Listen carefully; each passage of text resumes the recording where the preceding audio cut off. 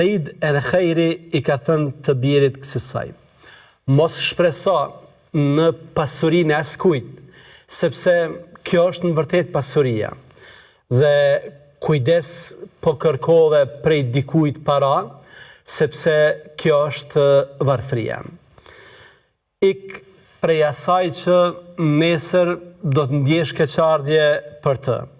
Merr abdes me përpikri, fale namazin sikur e fal për herë të fundit, dhe nëse ke mundësi që sot të jesh më i mirë se që ke qenë dje, dhe nesër të synosh për të qenë më i mirë se që je sot, bëje.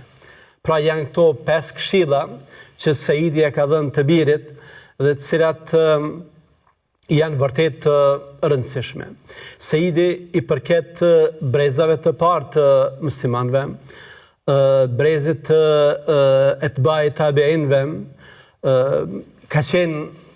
ka rrjedh prej një familje pushtetarësh, edhe babai edhe vëllezërit e tij kanë qenë kryetar të shtetit islam, ka ushtruar disa funksione, është përndryshe vllai i Fatimes, gruas Omer ibn Abdulazizit, e cila njihet për humanizmin e saj, njihet për vlerat e saj.